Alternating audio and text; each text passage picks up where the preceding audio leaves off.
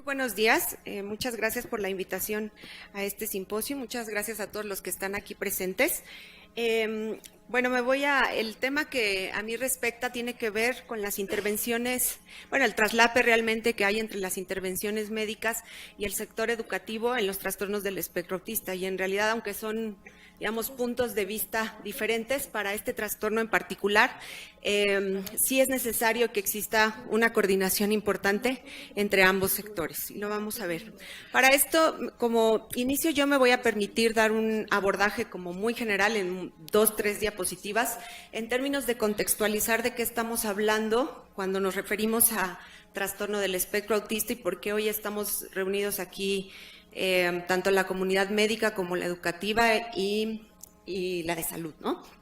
Entonces, en ese sentido, bueno, esta diapositiva lo que trata de ejemplificar son las dos principales características del trastorno del espectro autista. Ustedes saben que previamente se denominaba que era una triada, ahora a partir del DSM-5 ya se consideran únicamente 2 dimensiones, que tiene que ver con déficits. Fíjense, dice déficits, no dice ausencia, no dice que sea inexistente, sino más bien es déficits, le da una atribución cualitativa, ¿no? O sea, está presente la función, pero está presente de qué manera, ¿no? A lo mejor de una manera atípica. Ajá. Entonces, estos déficits en la interacción social y en la comunicación van desde alteraciones en la reciprocidad social, alteraciones o déficits en la forma en cómo se relacionan estas personas, en las relaciones interpersonales y en la comunicación verbal y no verbal. Mientras que del lado de los comportamientos restrictivos y repetitivos tenemos una conducta que tiende a la repetición, que lo vamos a ver más adelante en las siguientes diapositivas, y que estos patrones rígidos, estos patrones de repetición se pueden ver reflejados tanto en el lenguaje como en la conducta del individuo, en cierto nivel de intereses restringidos, que otra vez pueden ir desde leves, moderados o severos, y incluyeron dentro de esta dimensión las anormalidades sensoriales que tienen estos niños. El problema con el trastorno del espectro autista es que esta es la definición médica, ¿no? Esta es la definición que damos desde el punto de vista médico, desde nuestro sistema de clasificación, ¿sí? Sin embargo, como bien lo dijeron, es una discapacidad psicosocial que afecta a todas las áreas del individuo, ¿no?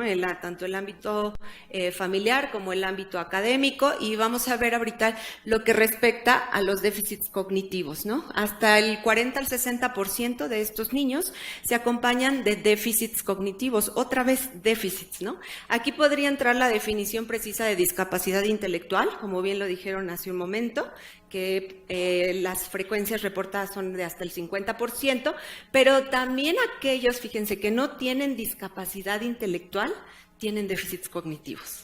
Entonces ahí es donde se empieza a poner como interesante el asunto, ¿no? O sea, ¿cómo es que no tienen discapacidad intelectual, pero no puede funcionar en la vida diaria, ¿no? Y entonces el autismo nos ha obligado como a replantearnos un poco el tema de la discapacidad intelectual. En el pasado, cuando las frecuencias o epidemiológicamente las prevalencias de los trastornos del espectro eran menores, pues más bien ahora lo que se cree es que estaban ahí como velados dentro del grupo de la discapacidad intelectual, ¿no? U otros trastornos. Entonces, 40 al 60%, que es una prevalencia pues bastante alta, y eso implica que estos déficits cognitivos van a tener que ser trabajados no desde el aspecto médico, sino desde otros abordajes, ¿ok? Por otro lado, también tenemos la comorbilidad psiquiátrica. Hay muchísima comorbilidad psiquiátrica, pero estas son las dos más importantes. Son individuos que tienden a tener trastornos de ansiedad con bastante prevalencia, pues por su dificultad para interpretar el mundo, ¿no? Y el problema del trastorno por déficit de atención, que quizás se empalmaría aquí un poco, ¿no? Pero hasta casi el 50% de la población va a tener una comorbilidad acompañante con trastorno por déficit de atención. Y las comorbilidades médicas, o sea, no se acaba ahí el contexto de estos individuos, sino que también pueden presentar otros problemas médicos, como problemas como epilepsia, problemas de alergia, problemas gastrointestinales, entre otros. Entonces, estamos hablando de un trastorno complejo que inicia en los primeros 2 años de vida, inicia en etapas muy tempranas y que persiste a lo largo de la vida. Es un trastorno heterogéneo porque podemos ver que dentro del dominio de funcionamiento hay hay muchas áreas que evaluar, ¿no? En términos del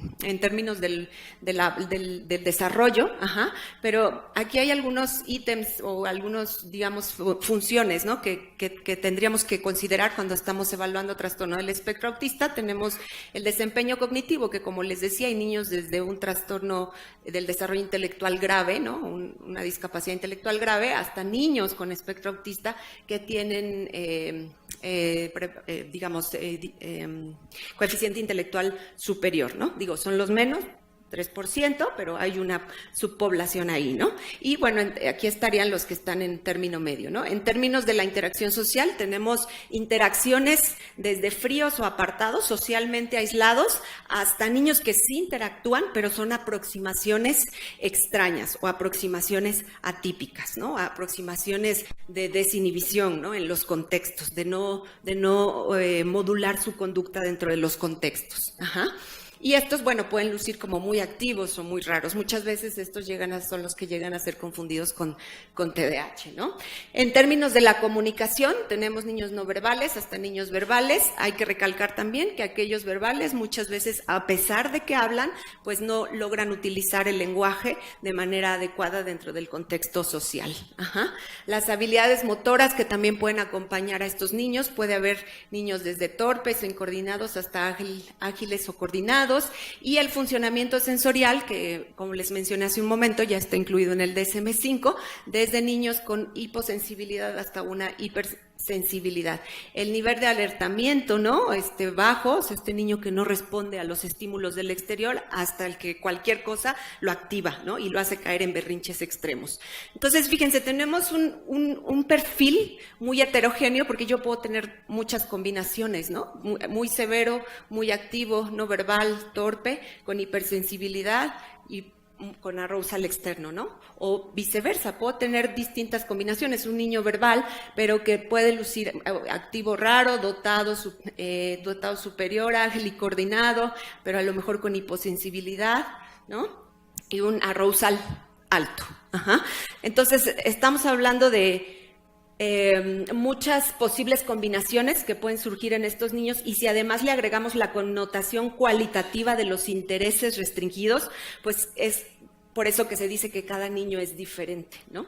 Porque aquí cada persona tiene un interés particular que difiere uno del otro. Podemos compartir una serie de intereses, pero en general seguramente si yo les pregunto, cada quien va a tener un interés distinto, ¿no? Y si eso se traduce en un comportamiento de repetición, pues cada niño con trastorno del espectro autista va a tener características que lo van a volver peculiar en sus conductas atípicas. Ya lo dijeron, la prevalencia en México, 1 de 115 niños. Al ser un trastorno del neurodesarrollo es más frecuente en hombres que en mujeres, 4-1. Y es lo que les comentaba hace un momento. Realmente, aunque hay muchas características que podríamos hablar en este simposio, me voy a enfocar más a la parte que hoy nos concierne, y desde el punto de vista médico, ¿no? Porque tenemos aquí a los expertos en educación, que eso es lo relevante de este simposio, que podamos compartir pues estas ideas y pues él compartía el conocimiento. Entonces, era lo que les decía, ya sea que la persona con autismo se acompañe de trastorno de discapacidad intelectual o no, el perfil cognitivo se comporta diferente al de los niños neurotípicos, ¿no? Porque uno pensaría, pues no tienen discapacidad, entonces en las pruebas cognitivas van a responder igual que un niño neurotípico, y no, sí hay diferencias en estos perfiles. Entonces, una de las cosas en las que me quiero enfocar hoy, sabiendo que aquí hay maestros presentes y que a menudo nos preguntan qué es lo que ocurre con estos niños, ¿no? ¿Por qué los comportamientos de estos niños resultan difíciles de modular, ¿no? Sobre todo si no tienen discapacidad intelectual. Tiene que ver con esta característica que se llama teoría de la mente, que desarrollamos todos los seres humanos a lo largo de la vida. Y la teoría de la mente es la capacidad que tenemos los seres humanos de inferir las emociones, las intenciones y los pensamientos de los demás, ¿no? Con solo tener el contacto visual, yo puedo saber si el que está enfrente de mí está interesado, está desinteresado, está aburrido, está enojado, está de malas. Pero no solo puedo leer sus estados mentales, sino además puedo inferir por qué se siente de tal o cual manera, ¿no? A lo mejor tuvo una mala mañana, a lo mejor se le hizo tarde, a lo mejor se peleó con el esposo, claro, le doy contexto al gesto que estoy observando, ¿no? Le doy un contexto. Y eso ocurre en milésimas de segundos, o sea, no es una como que tengo que pensarlo demasiado, ¿no? Eso ocurre mientras estoy con el interlocutor dándome cuenta de cómo él está reaccionando ante la interacción conmigo, ¿ok? En el caso de los niños con trastorno del espectro autista, estos fallan al atribuir los estados mentales de ellos y de las otras personas, los cuales serían útiles para entender y predecir la conducta. Y esta teoría de la mente pues tiene su desarrollo desde etapas tempranas. Realmente no aparece de un momento a otro, sino que va siguiendo una línea de desarrollo que empieza desde las etapas tempranas de la vida, tan temprana como los 14 meses de edad, ¿no? Que tiene que ver con desarrollar la atención conjunta, que son los primordios de la teoría de la mente, ¿no? Que hemos tratado también en otros foros y en otras presentaciones. Después de la atención conjunta se va a desarrollar lo que es el juego simbólico, el niño empieza a otorgarle vida a los objetos, empieza a simbolizar, ¿no? Empieza a actuar lo que ve dentro de los contextos sociales y hacia los 3 años ya empieza a tener un seguimiento de los señales sociales, hola, adiós, y lo saludan, ¿no? Ya me voy, luego vengo, pórtate bien, mándale un beso, etcétera, etcétera, ¿no? A los 48 meses ya hay una capacidad de detectar el engaño, ¿no? Hasta no me está diciendo la verdad, ¿no? O sea, ¿no? Cuando empiezan a jugar ¿dónde se está escondiendo, ¿no? Vamos a esconderle y no se va a dar cuenta. Ahí ya empieza a haber teoría de la mente, ¿no? Y incluso vean a los 108 meses, que son 5 añitos, 6 años, ya empiezan a tener conocimientos de que con sus acciones pueden herir los sentimientos de los otros. Lo que ocurre en el caso del espectro autista, este es un ejemplo de Theo Peters en su libro Autismo, de la comprensión teórica, la intervención educativa, dice, por ejemplo, ellos pueden entender muy bien una historieta mecánica, ¿no? En donde el niño tiene el globo, suelta el globo, ¿no?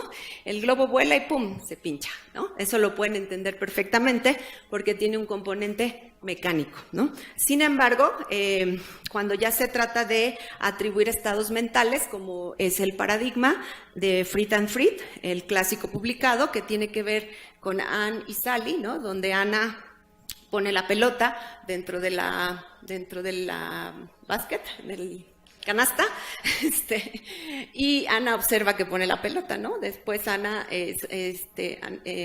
sale de la habitación y Sally quita la pelota y la pone en la caja, ¿no? Y entonces la pregunta es, ¿dónde creen que buscará Ana la pelota? O sea, eso es lo que le preguntan a los niños, ¿no? Entonces, si uno ya sabe que Ana es diferente de Sally, pues uno va a decir, bueno, la va a buscar donde la dejó, ¿verdad? Eso es lo que uno pensaría. En el caso de los niños con trastorno del espectro autista, pues lo que responden, o sea, fallan en responder este paradigma. Y entonces dicen que va a ir a buscarla en la caja, no en la canasta, ¿no? Esta teoría de la mente, que les digo, se da tan temprano como a los 4 años de edad, imagínense, si no se llega a desarrollar, lo que ocurre es que la conducta de los demás se vuelve impredecible y atemorizante para ellos. O sea, la mayoría de las veces no saben por qué los demás están actuando como de tal o cual manera, ¿no? Y va en parte relacionado con lo que hablábamos al inicio de los trastornos de ansiedad acompañantes. Entonces, otra manera también que le han denominado son estas alteraciones en la intuición social, que tiene que ver con la capacidad limitada para comprender los significados de la conducta social. Y lo que ocurre es que no le pueden, o sea, perciben el gesto, pero no le pueden dar el significado al gesto, ¿no? Entonces, el problema con el lenguaje y con la interacción social es que utilizan gestos complejos y muy flexibles, o sea, todo el tiempo está cambiando nuestro rostro, nuestro tono de voz, la manera en cómo nos estamos moviendo, ¿no? Para generar una respuesta en el otro. Y lo que se ha reportado en el caso de niños con trastorno del espectro autista es que pueden desempeñarse muy bien en el caso de los gestos instrumentales, en ocasiones tan bien como los niños con desarrollo neurotípico. Pueden entender muy bien esto, aunque no nos vean a los ojos, a lo mejor, digo, cuando están muy chiquitos, ¿no? Pero después de desarrollar la terapia, pueden entender el fuera, el vete, o el ven, o el alto, pero no pueden entender los gestos expresivos, en donde ya, en este caso, el abrazo de estos dos niños ya lleva un significado de amistad, de goce, de placer, de empatía, ¿no? Entonces ellos perciben el evento, en este caso, pero muchas veces tienen dificultades para digo, a lo mejor pueden decir, es que lo está apretando mucho, ¿no? ¿No? O sea, ¿qué ves ahí? Que un niño que aprieta a otro niño, ¿no?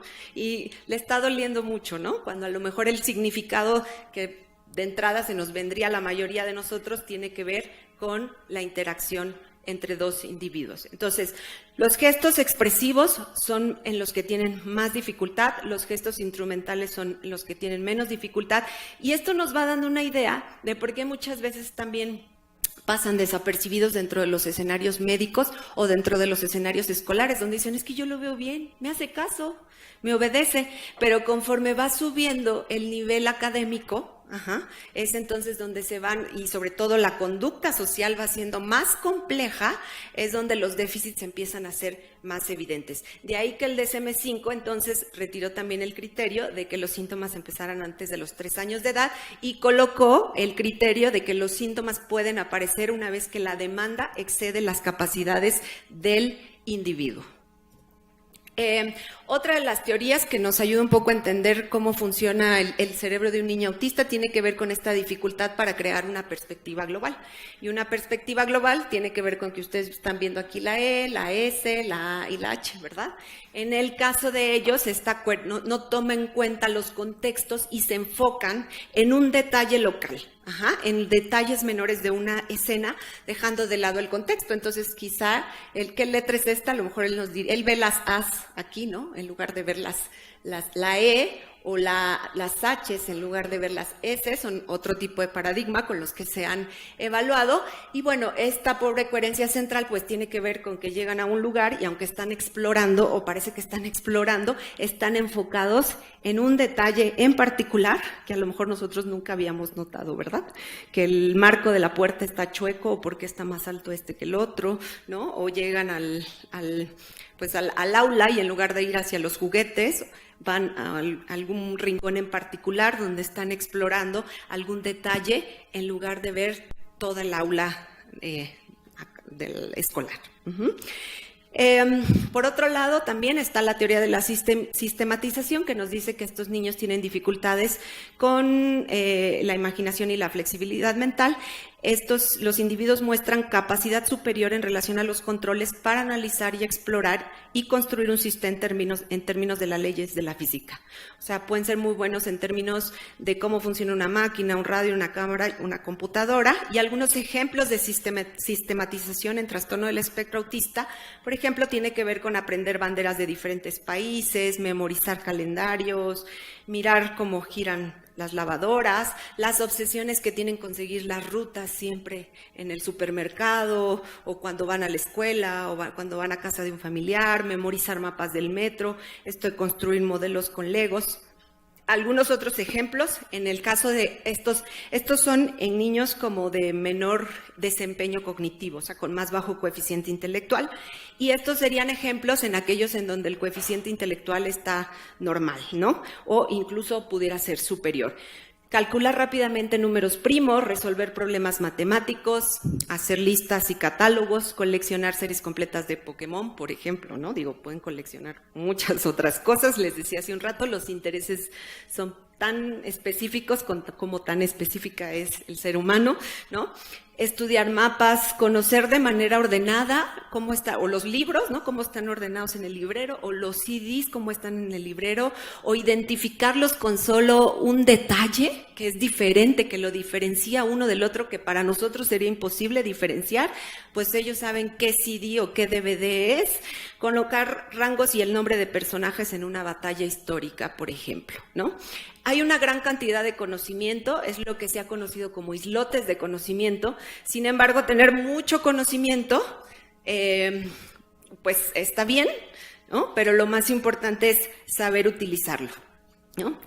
No sé si vieron la noticia, ¿no? Del niño con trastorno de Asperger que construyó el Titanic, ¿no? Todo con Legos, él lo concluyó, o sea, la gran cantidad de patrones que este chico maneja y que fue capaz pues determinar esta obra, pues es una obra de arte, ¿no? El detalle, ¿no?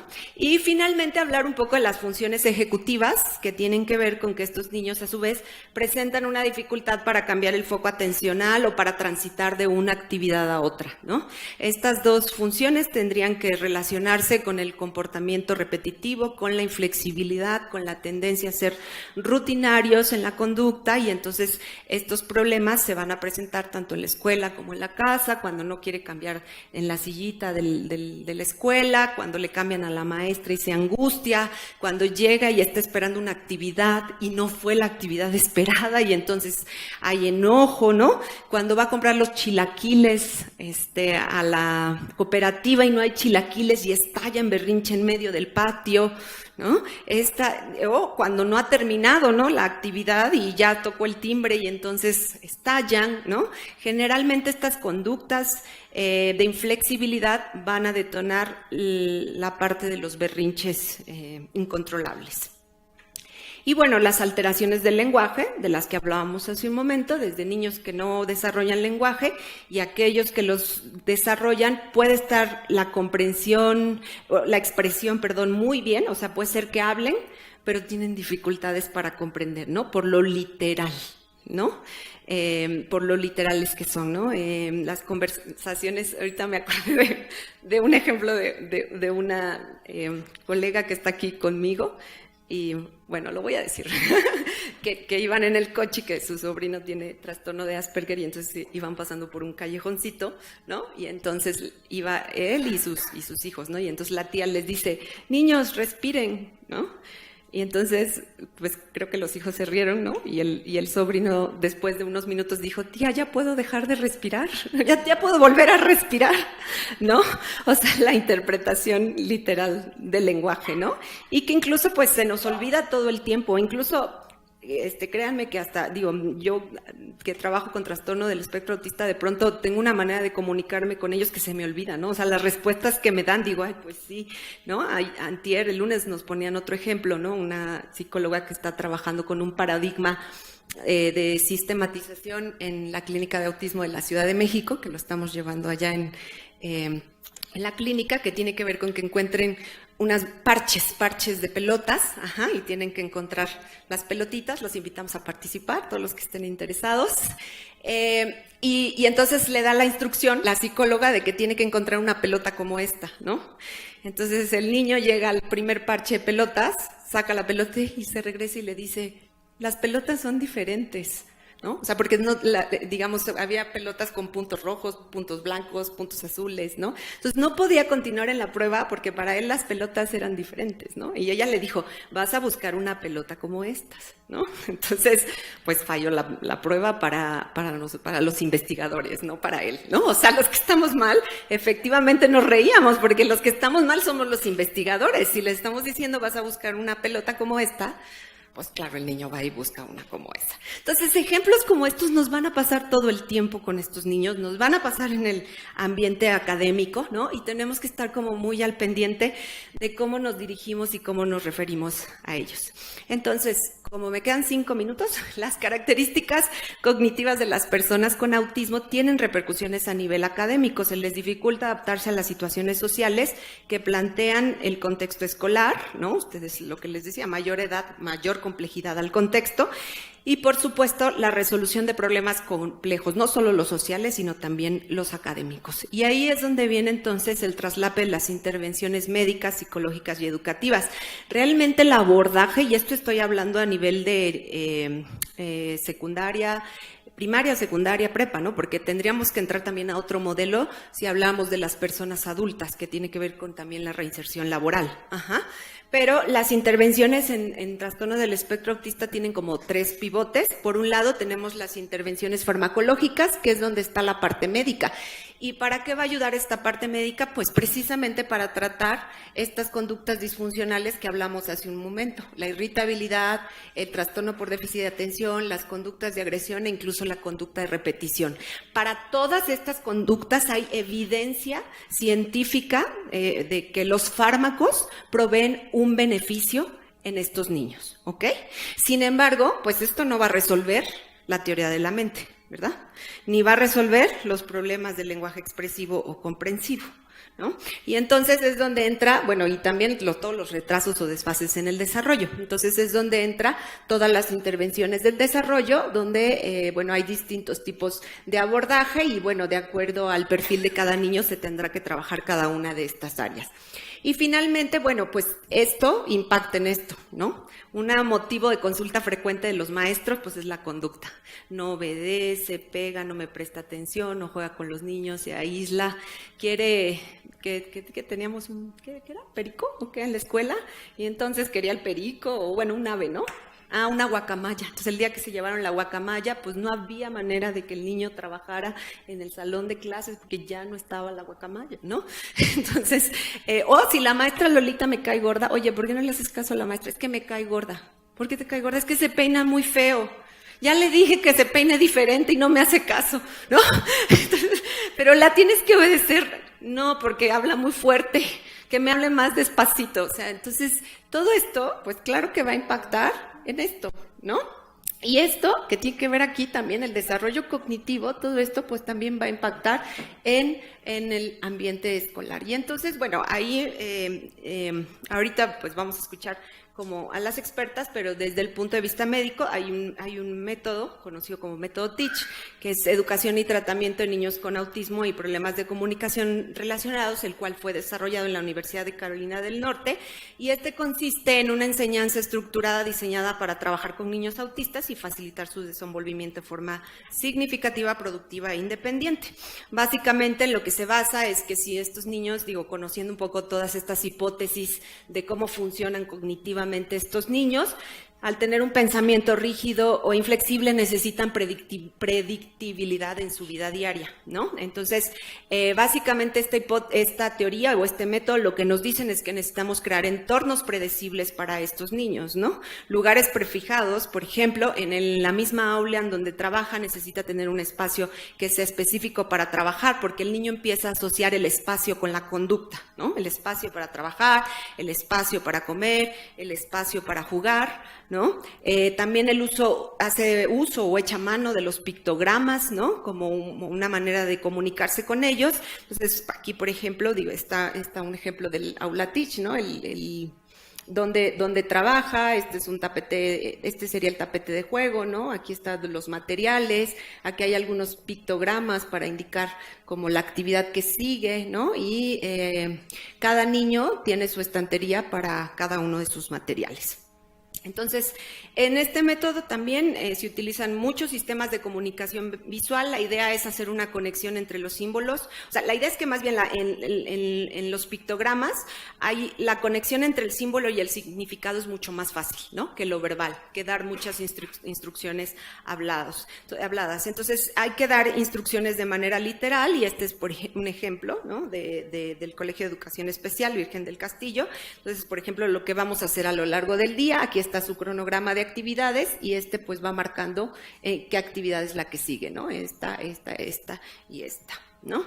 Este es otro, por ejemplo, para indicar qué servicio es, ¿no? El baño o la sala de juegos o la sala de videos, etcétera, etcétera.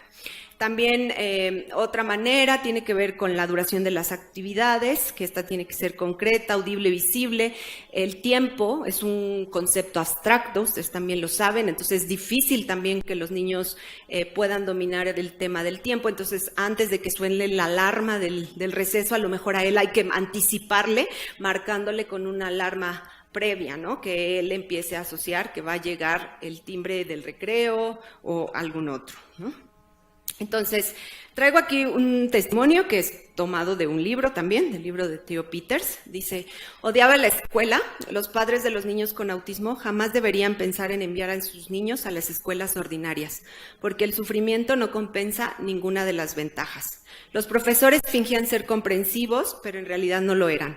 Tenía miedo de las niñas y los niños, de los profesores y de todo lo que allí había. Me asustaban los lavabos y tenían que pedirme que los porque yo no era capaz de hacerlo. De todas formas, nunca estaba segura de cuándo necesitaba ir al baño. Y los profesores se hartaron de tener que enviarme a la enfermería para que me cambiaran de ropa. Fundamentalmente eran las mujeres las que eran horribles. Cuando estaba en la escuela, los niños me pateaban, me golpeaban, me empujaban y se reían de mí. Cuando asistía a un lugar para niños con autismo, la vida era un poco más soportable y me desesperaba menos. No obstante, una vez dentro de la universidad, rara vez se metieron conmigo, mucho menos me dieron patadas. Siempre me permitían sentarme en mis lugares favoritos y cuando llegaba el momento de los exámenes, me separaban de los demás. Me ponían en mi aula favorita y con las condiciones tal y como me gustan, porque cualquier cambio en planificación habitual tenía un efecto adverso sobre mi trabajo. Terminé la carrera con un notable alto.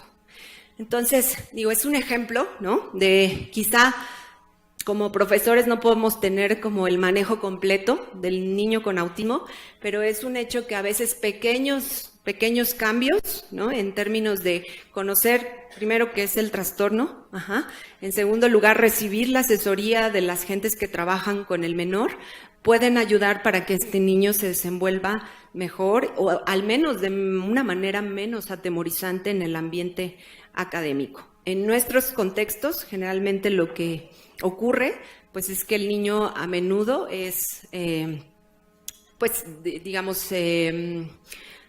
separado, ¿no? del ambiente académico y generalmente se les piden que busquen pues escuelas de educación especial bajo el argumento de que no hay conocimiento en el tema, que es verdad también, yo estoy de acuerdo, o sea, no sé, sí se requiere de una preparación en particular, pero también si el niño está en tratamiento, hay maneras de poder entrar en comunicación con su equipo de trabajo y hacer adaptaciones en la escuela, ¿ok? Finalmente, termino entonces con esto. Los educadores necesitan sensibilizarse con respecto al modo de funcionar de los niños con trastorno del espectro autista. Requieren una formación, así como se dio el boom del TDAH, ¿recuerdan? Ahora no hay maestro que no sepa de trastorno por déficit de atención. Yo creo que debiéramos también entrar en esa etapa en lo que respecta al espectro autista. Es importante, ahora después de lo que hablamos, que se consideren las habilidades específicas que tiene cada alumno y pues que se permita adaptar los programas o las currículas al alumno. Mantener comunicación suficiente con la familia, tener una actitud positiva hacia la integración, incluyendo a los padres de niños neurotípicos, porque a veces también esa es una de las principales limitantes, ¿no? Los papás tampoco entienden qué pasa con el niño y a menudo hay quejas, ¿no? Por los reportes de agresión de este pequeño, ¿no? Adaptar el entorno tanto como nos sea posible y, bueno, la comunidad, pues este tipo de foros ayuda a que se difunda en la comunidad de qué estamos hablando cuando hablamos de espectro autista. Muchísimas gracias.